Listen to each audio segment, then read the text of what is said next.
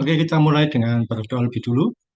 Kita bersatu hati dalam doa. Tuhan Yesus, kami mengucap syukur boleh bertemu kembali untuk belajar firman-Mu melalui Zoom siang hari ini. Dalam waktu yang singkat, tapi kami berdoa yang kami pelajari boleh jadi berkat. Buka pikiran kami, buka hati kami, dan kami berdoa semua fasilitas yang ada, jaringan yang ada, semua lancar, tidak ada halangan. Terima kasih Tuhan Yesus, kami berdoa dan mengucap syukur. Amin. Iya, bagaimana kabarnya Sinta?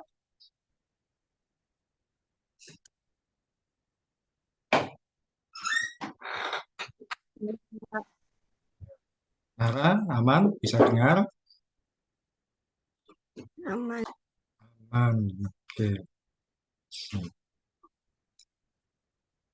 Iya, kita kembali belajar firman Tuhan, pembinaan iman kita dari sini, supaya kita semakin bertambah iman kita di dalam Tuhan, wawasan kita semakin diperkuat, dan kita semakin mengenal Tuhan hari demi hari, semakin lebih baik lagi.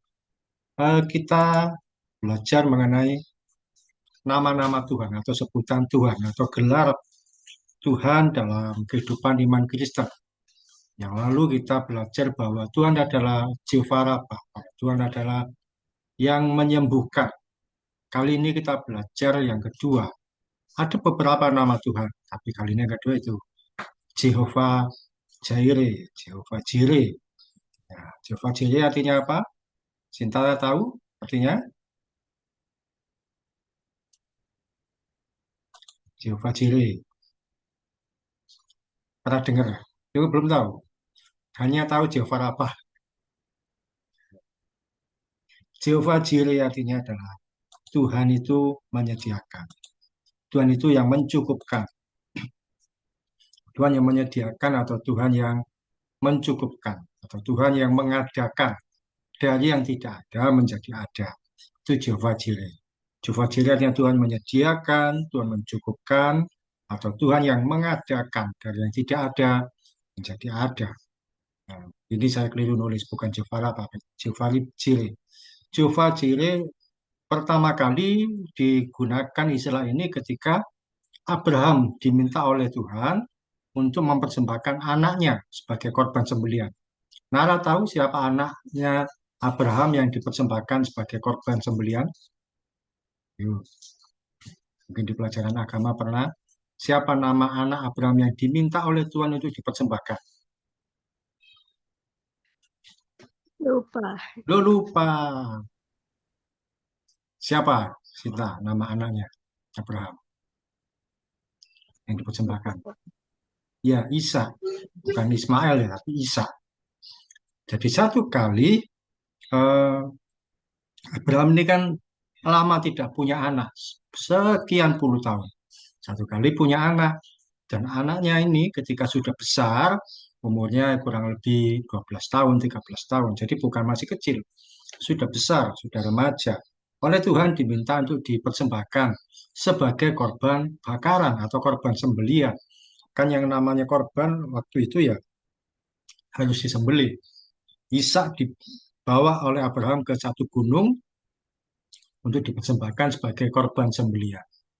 Nah, ini kan anak yang masih hidup, anak yang sudah besar, tapi oleh Tuhan diminta jadi korban sembelihan. Berarti kan harus dibunuh. Anak ini dibawa sama Abraham, ditaruh di tempat bakaran, Ishak diikat, dicampur dengan kayu, dan ketika Abraham mau membunuh anak ini atau menyembelih anak ini, tiba-tiba Tuhan berkata, stop, berhenti, jangan diteruskan. Saya tahu imanmu, bahwa kamu tidak segan-segan memberikan anakmu yang terbaik. Kemudian apa? Kita tahu cerita berikutnya, Tuhan menyuruh Abraham untuk melihat di semak belukar, di situ ada domba yang tersangkut. Padahal tadi tidak ada domba, sebelumnya tidak ada domba itu. Ketika mereka datang, domba itu tidak ada. Tiba-tiba kok ada domba di situ. Dan domba itulah yang digantikan menjadi pengganti Ishak yang harusnya disembelih, yang harusnya dikorbankan. Jadi domba itu sebelumnya tidak ada. Domba itu yang akhirnya dipersembahkan, menggantikan Ishak. Disitulah Abraham berkata, di tempat ini Tuhan menyediakan bagiku. Kata Tuhan menyediakan itu eh, disebut sebagai Jehovah Jireh. Pertama kali kata Jehovah Jireh yaitu ketika Abraham berkata, Tuhan menyediakan bagiku. Dari yang tidak ada jadi ada, dombanya nggak ada. Padahal sebelumnya tidak ada domba itu, tidak terlihat, tidak terdengar. Tiba-tiba ada domba yang tersangkut dan dia bersuara. Sebelumnya tidak ada. Situasi dari tidak ada jadi ada. Itulah yang disebut bahwa Tuhan menyediakan. Ishak tidak jadi dikorbankan, tapi domba yang dikorbankan. Ya, itu adalah pengantar mengenai kata Jehovah Jireh dari mana berasal, yaitu dari ketika harusnya Ishak yang dikorbankan, tapi digantikan domba. Sekarang kita akan belajar mengenai Jehovah Jireh ini satu persatu. Yang pertama bahwa Jehovah Jireh itu apa? Tuhan itu sanggup menyediakan saat segala sesuatunya tidak mungkin. Sinta baca Kejadian 22, ayat 7 sampai 8.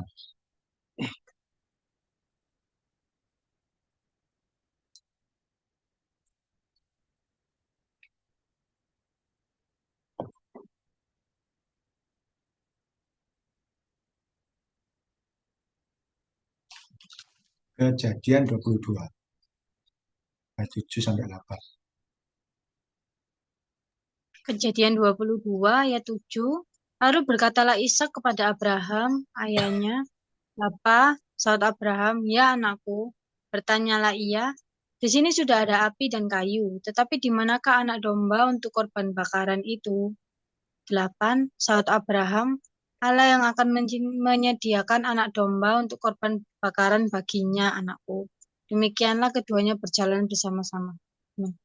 Ya, kondisinya saat itu Abraham diminta oleh Tuhan untuk mempersembahkan Ishak sebagai korban bakaran. Tadi sudah saya ceritakan. Dan kemudian Abraham berkata, Allah yang akan menyediakan anak domba itu. Padahal sebenarnya yang harus dikorbankan Ishak. Nah, kata Tuhan menyediakan itulah Jehovah Jireh. Tuhan sanggup menyediakan dari kondisi yang tidak ada menjadi ada. Dari situasi yang mustahil menjadi ajaib. Dari situasi yang tidak mungkin menjadi penuh kemungkinan. Jangan pernah meragukan kuasa Tuhan. Sebab dia adalah Tuhan yang sanggup melakukan keajaiban. Termasuk memelihara hidup kita. Tuhan sanggup menyediakan situasi yang serba tidak mungkin jadi mungkin. Percayalah bahwa Tuhan sanggup memelihara kita. Ada beberapa contoh berikut ini dalam firman Tuhan bahwa Tuhan itu sanggup menyediakan pemeliharaan yang sepertinya tidak mungkin. Tapi ternyata Tuhan sanggup melakukan. Yang pertama, peristiwa bangsa Israel makan mana dan daging burung puyuh di padang gurun. Nara bacakan Keluaran 16 ayat 12. Keluaran 16 ayat 12.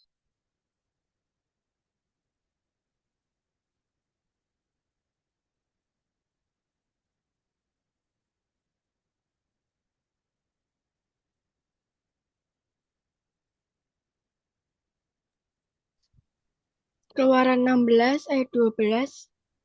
Aku telah mendengar sungut-sungut orang Israel. Katakanlah kepada mereka, pada waktu senja kamu akan makan daging, dan pada waktu pagi kamu akan kenyang makan roti. Maka kamu akan mengetahui bahwa akulah Tuhan Allahmu. Ya, waktu itu bangsa Israel berjalan di padang gurun. Bagaimana mereka bisa makan? Ternyata Tuhan punya rencana. Waktu sore kamu kenyang makan daging. Dagingnya itu daging burung puyuh. Jadi burung puyuhnya jatuh sendiri. Dari langit datang dalam jumlah yang banyak. Dan masing-masing orang Israel bisa mengambil dengan bebas sesuai dengan jatahnya. Kemudian pagi kamu akan kenyang makan roti. Rotinya disebut roti mana. Roti kecil, bulat. Kalau seperti kita perjamuan kudus itu, seperti itu kira-kira bentuknya. Dimakan, boleh ambil, ada ukurannya tertentu. Ukurannya itu yang boleh diambil sejumlah itu. Tidak boleh lebih. Kalau lebih jadi busuk. Mereka dipelihara oleh Tuhan. Pagi, sore, makanan bebas. Boleh mereka makan. Padahal di padang gurun. Bagaimana mungkin kalau bukan Tuhan yang menyediakan? Contoh yang lain yaitu Sinta baca di 1 Raja-Raja 17 ayat 14. 1 Raja-Raja 17 ayat 14.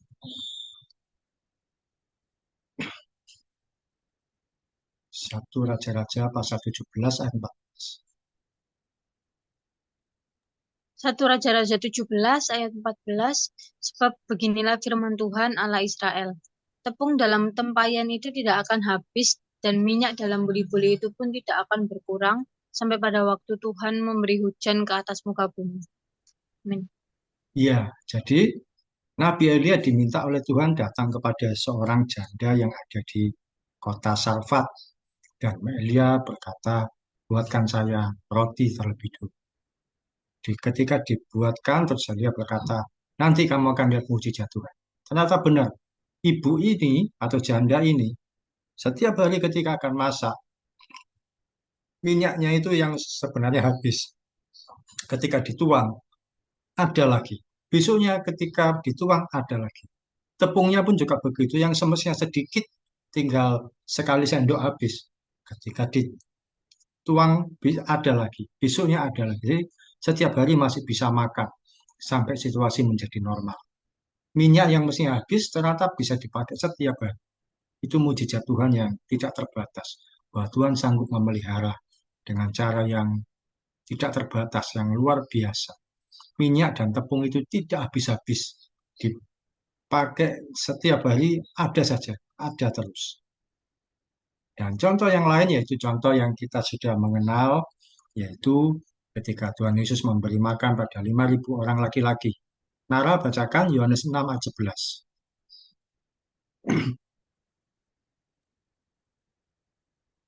Yohanes 6 ayat 11. Lalu Yesus mengambil roti itu, mengucap syukur dan membagi-bagikannya kepada mereka yang duduk di situ. Demikian juga dibuatnya dengan ikan-ikan itu sebanyak yang mereka kehendaki. Ya, waktu itu ada 5.000 orang laki-laki. Kalau di tradisi bangsa Yahudi, kalian perlu tahu, di Alkitab itu yang diutamakan adalah laki-laki. Jadi kalau perempuan dan anak kecil tidak terlalu disebut. Jadi yang dihitung itu laki-laki. Ketika memberi makan 5.000 orang laki-laki, bukan berarti nggak ada yang perempuan, tetap ada. Tapi tidak dihitung. Ada yang menafsirkan berarti ada sekitar 7.000 sampai 10.000 orang yang diberi makan waktu itu. Bayangkan, hanya dengan 5 roti dan 2 ikan. Ternyata itu bisa membuat kenyang. Bukan cuma sekedar makan, tapi bisa kenyang. Bahkan ada lebihnya. Dari situasi yang kurang, tapi jadi semua cukup, semua terberkati, semua itu bisa aman, semua bisa makan dengan baik. Bahkan bisa kenyang 12, sisa 12 bakul. Nah, Nara tahu cerita itu, siapa yang membawa 5 roti dan 2 ikan itu? Tahu siapa, Nara? Loh, ada di Alkitab. Siapa Sinta yang bawa 5 roti 2 ikan itu? Seorang anak kecil, Pak. Ya, jadi murid Tuhan Yesus diminta untuk mencari dari mana bisa makan. Ada anak kecil membawa bekal. Dan bekalnya cuma 5 roti 2 ikan.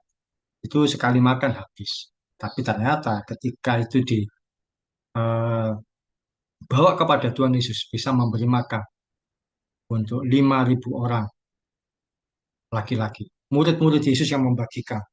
Bagikan satu persatu, satu persatu, satu persatu. Sampai sisa 12 bakul. Nara tahu kisah itu? Tuhan Yesus memberi makan 5.000 orang? Tahu. Nah, sekarang pertanyaan saya. Sisa 12 bakul. Siapa yang membawa sisanya itu kira-kira? Menurut Nara siapa? Ini nggak ada di Alkitab. Menurut Nara siapa yang boleh membawa 12 bakul sisa makanan?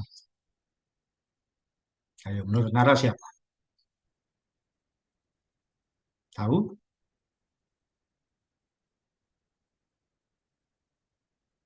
Bisa menjawab? Tahu?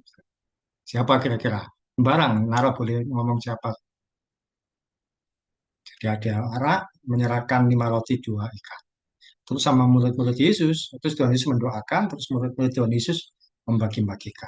Semua dapat bagian, semua kenyang. Sisa 12 bakul. Menurut Nara, siapa yang membawa sisa itu nantinya? Yang boleh membawa. Murid Tuhan Yesus. Tuhan Yesus. Menurut Cinta, siapa yang boleh membawa sisa 12 bakul itu? Semua orang, Pak, yang ada di situ. Semua orang yang ada di situ. Ada ya orang-orang yang berpendapat seperti Nara. Itu sisa 12 bakul yang membawa pulang adalah murid-murid Tuhan Yesus. Pas 12 orang. 12 bawa 12.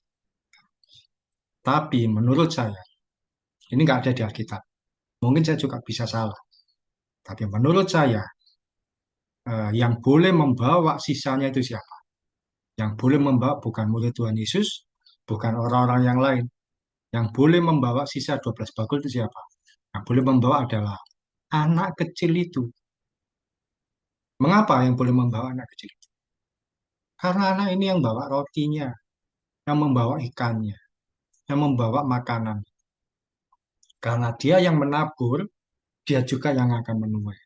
Dia yang memberkati, dia juga yang menerima nantinya. Jadi kalau kalian satu kali membagi sesuatu pada orang lain, kalian juga akan diberkati sama. Kalau Sinta satu kali mungkin memberi pada orang lain, Tuhan akan memberkati dengan cara yang luar biasa. Jadi ketika kalian menjadi berkat, percayalah Tuhan tidak akan membiarkan. Tuhan akan memberkati luar biasa. Jadi menurut saya meskipun ini tidak ada di Alkitab, yang boleh membawa 12 bakul itu adalah anak kecil itu. Karena dia yang memberkati. Dia bawa semua. Mungkin dari itu dia waktu pulang dibagi ke orang lain lagi. Ya, itu tidak ada masalah. Oke, jadi pembelajaran pertama Jehovah Jireh. Tuhan sanggup menyediakan saat segala sesuatunya tidak mungkin. Pertanyaan saya, percayakah kamu bahwa Tuhan Yesus sanggup menyediakan kebutuhanmu? Nara percaya apa tidak Tuhan Yesus sanggup menyediakan kebutuhan? Saya. Sinta percaya Tuhan Yesus sanggup menyediakan kebutuhanmu? Percaya ya. Boleh sekarang kita percaya Tuhan Yesus sanggup sediakan kebutuhan kita. Jangan pernah ragu-ragu dan jangan khawatir. Percaya pada Tuhan. Saat situasi paling sulit sekalipun, datang pada Tuhan. Tuhan sediakan. Oke, pembelajaran kedua bahwa dari Jehovah Jireh ini apa? Tuhan itu sanggup menyediakan tanpa batas. Nah, tadi yang terakhir Nara. Sinta baca Yohanes 15 ayat 7.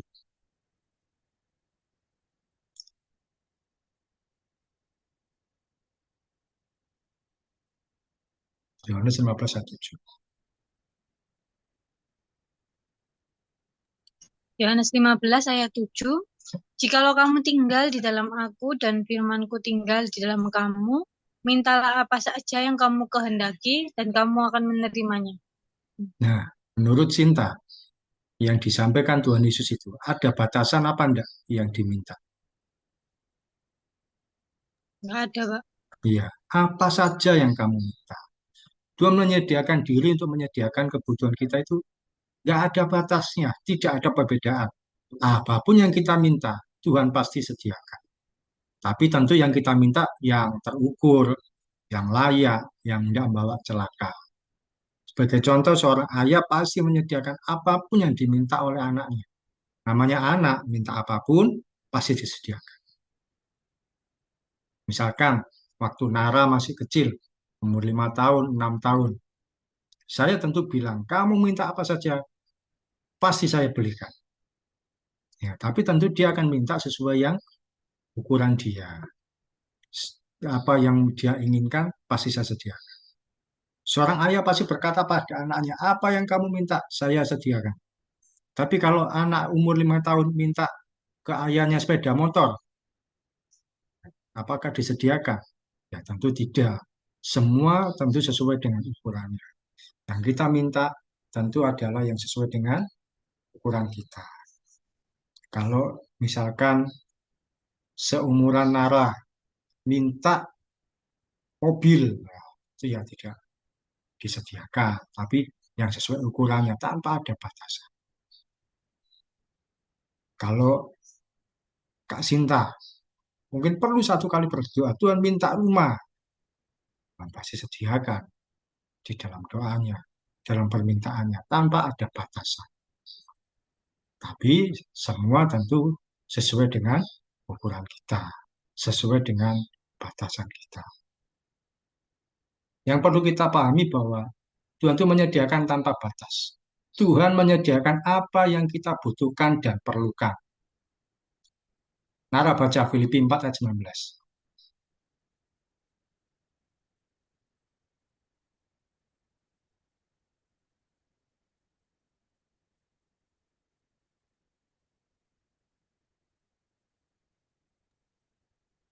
Nara baca. Filipi 4, Filipi 4 ayat 19. Allahku akan memenuhi segala keperluanmu menurut kekayaan dan kemuliaannya dalam Kristus Yesus. Iya, firman Tuhan mengatakan Allahku akan memenuhi keperluan. Yang namanya keperluan itu kan kebutuhan. Kebutuhan manusia itu apa sih? Kebutuhan dasarnya adalah pakaian, makanan, terus tempat tinggal. Kalau kita berdoa minta pada Tuhan yang kita butuhkan, Tuhan sediakan. Tuhan pasti menyediakan yang kita minta. Tuhan minta makanan, Tuhan sediakan. Tuhan minta tempat tinggal, minta rumah, Tuhan sediakan. Dan apapun itu yang kebutuhan kita, Tuhan sediakan. Tapi ternyata Tuhan bukan cuma menyediakan yang kita butuhkan dan perlukan. Tuhan juga menyediakan yang kita inginkan. Ada banyak pendeta berkata Tuhan menyediakan yang kita butuhkan, bukan yang kita inginkan. Tapi Tuhan juga menyediakan yang kita inginkan. Sinta baca Mazmur 37, ayat 3 sampai 4.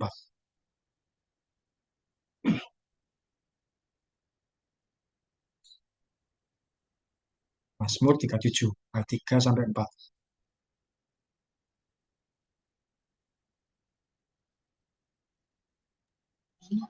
Mazmur 37 ayat 3. Percayalah kepada Tuhan dan lakukanlah yang baik, diamlah di negeri dan berlakulah setia. 4. Dan bergembiralah karena Tuhan, maka Ia akan memberikan kepadamu apa yang diinginkan hatimu. Amin. Iya, Tuhan juga menyediakan bukan cuma yang kita butuhkan, tapi yang kita inginkan. Yang kita inginkan itu apa sih? Sesuatu yang kalau tidak ada, kita masih bisa menjalani hidup. Kalau sesuatu tidak ada, kita masih bisa menjalani hidup. Tapi kita menginginkan, contohnya HP, kendaraan, makanan enak, dan sebagainya. Itu kan keinginan kita. Boleh tidak kita minta sesuatu, misalnya minta HP ke Tuhan? Boleh tidak menurut cinta? Kita minta HP ke Tuhan. Boleh. Itu kan keinginan. Mungkin bukan kebutuhan utama, tapi keinginan. Tuhan sanggup sediakan. Bukan cuma menyediakan yang kita butuhkan, Tuhan juga menyediakan yang kita inginkan. Tuhan itu sanggup menyediakan tanpa batas. Seperti yang Tuhan janjikan, apa saja yang kamu minta, aku akan memberikan. Tentu sesuai dengan ukuran kita. Oke, itu sekali lagi yang pertama, Jehovah Jireh itu adalah Tuhan sanggup menyediakan saat segala sesuatunya tidak mungkin. Yang kedua, Tuhan sanggup menyediakan tanpa batas apapun. Tapi tentu tidak ngawur, tidak ngarang, tapi yang tepat, yang terukur. Yang ketiga, yang poin terakhir Jehovah Jireh itu apa? Apapun yang kita minta dalam nama Tuhan Yesus. Sekali lagi, apapun yang kita minta dalam nama Tuhan Yesus. Nara baca Yohanes 16 ayat 24.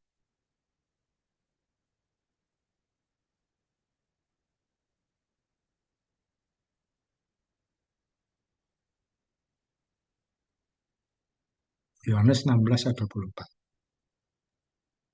Yohanes 16 ayat 24.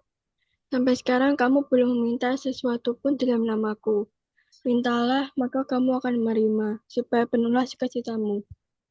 Iya, Tuhan Yesus berkata, mintalah dalam namaku, aku akan menyediakan. Sampai sekarang kamu belum meminta, mintalah, tapi mintanya dalam nama Tuhan Yesus. Ketika kita berdoa meminta sesuatu, ucapkan dalam nama Tuhan Yesus. Karena Tuhan Yesus sudah menjamin, siapapun yang meminta dalam namanya akan menerima Hanya sekali lagi dalam nama Tuhan Yesus, bukan di nama yang lain. Mengapa dia menjamin demikian? Karena Tuhan Yesus adalah Bapak yang baik. Bapak yang baik pasti bertanggung jawab pada anak-anak. Bapak yang baik pasti akan terbuka berkata, kamu minta apa saja, nanti Bapak sediakan. Di sisi lain, nama Tuhan Yesus merupakan nama yang berkuasa. Dia Bapak yang bertanggung jawab atas hidup kita. Karena itu kalau kita berdoa, harus diakhiri dalam nama Tuhan Yesus. Pasti sampai di telinga Tuhan, dan Tuhan akan menyediakan. Misalkan Nara minta, Tuhan berkati supaya saya punya baju baru untuk Natal. Saya percaya Tuhan Yesus sanggup menyediakan. Dalam nama Tuhan Yesus. Amin. Sinta pun juga mungkin berdoa begitu. Tuhan minta ke depan bisa eh, memiliki kehidupan yang lebih baik, tempat tinggal yang layak, atau pekerjaan yang lebih baik, dan sebagainya. Saya minta dalam nama Tuhan Yesus. Nah, kalau kita minta dalam nama Tuhan Yesus, itu sudah jaminan. Itu sudah jaminan bahwa Tuhan akan menyediakan. Jadi sekali lagi kalau minta dalam nama Tuhan Yesus.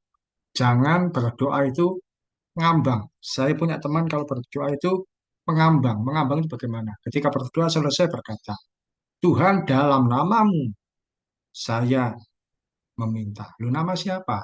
Nggak jelas. Namanya siapa? Kalau nama Tuhan, ya nama Tuhan Yesus. Jangan ke yang lain. Jangan nama Tuhan yang lain, jangan nama siapa-siapa. Karena hanya dalam nama Yesus, kita pasti menerima yang kita minta, yang kita doakan. Oke, itu pembelajaran hari ini.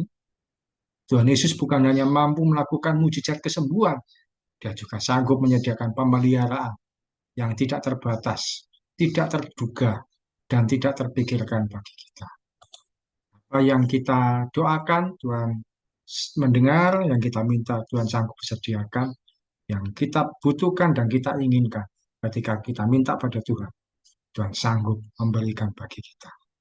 Sharingnya adalah eh, kalian pernah berdoa apa pada Tuhan dan kalian menerimanya. Kalian tahu itu tidak mudah, tapi ketika berdoa ternyata kalian menerimanya atau tidak menduga bahwa akan menerima hal yang. Nah, dalam hidup saya beberapa kali berdoa, Tuhan minta pekerjaan, Tuhan sediakan. Pernah juga ketika satu kali saya berdoa, mungkin saya juga pernah cerita nih, ketika saya masih kecil, ini cerita yang sering kali saya ulang, cerita yang sederhana. Saya berdoa, "Ah, Tuhan kepingin ayam goreng, makan sama ayam goreng." Waktu saya kecil itu jarang sekali makan ayam goreng, paling cuma makan telur, telur ceplok, telur dadar. Saya berdoa minta ayam goreng itu.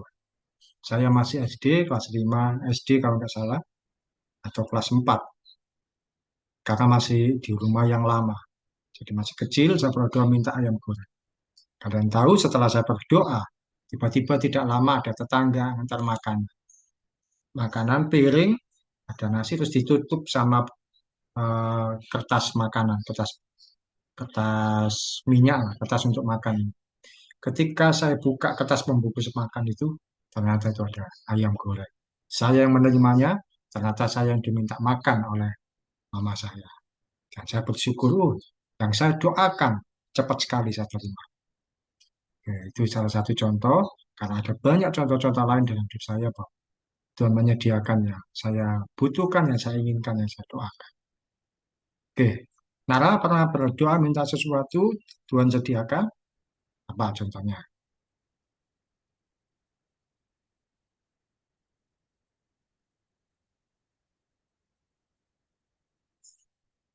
Yuk, Mas Anda pernah. Yang sederhana saja.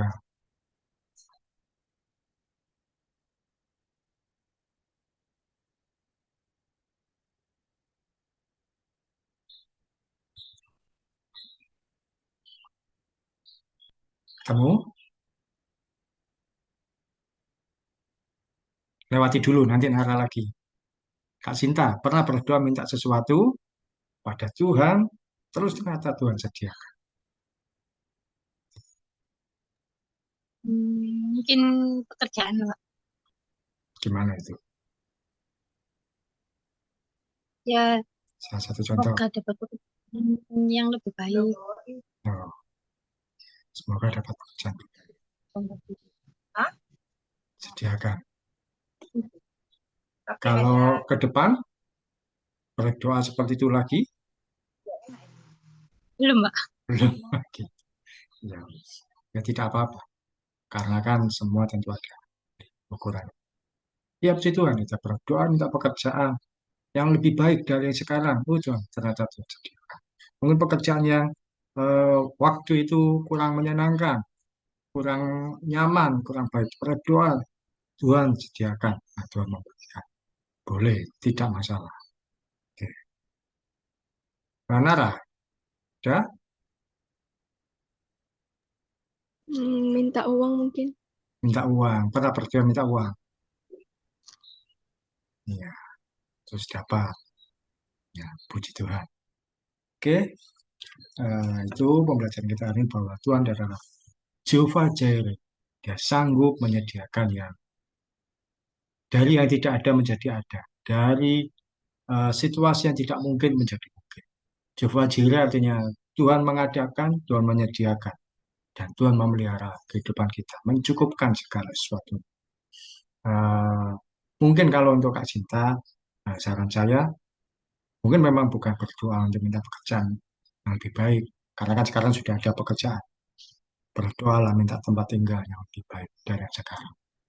Bukan berarti tidak bersyukur yang sekarang, tapi minta untuk tempat tinggal lebih baik, yang lebih nyaman, lebih leluasa, lebih besar, gitu, tanpa kesulitan. Berani berdoa seperti itu. Berani berdoa seperti itu.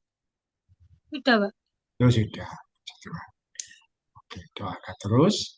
Pada akhirnya Tuhan akan menyediakan dengan cara yang tidak terduga. Oh, ternyata bisa seperti itu. Oke, kita tutup dalam doa. Terakhir itu yang berdoa siapa? Nara apa Sinta? Nara, ya. Seperti Sinta sekarang berdoa.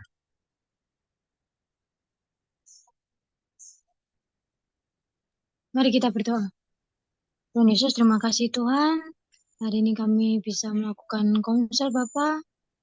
Itu semua karena kemurahan Tuhan. Sebentar kami akan melanjutkan aktivitas kami masing-masing. Kiranya Engkau berkati Pak Oki Tuhan yang telah mengajari kami. Ini dalam nama Tuhan Yesus kami sudah berdoa dan mengucap syukur. Haleluya. Amin. Amin. Oke, Tuhan terima kasih. Nara dan Sinta terima kasih.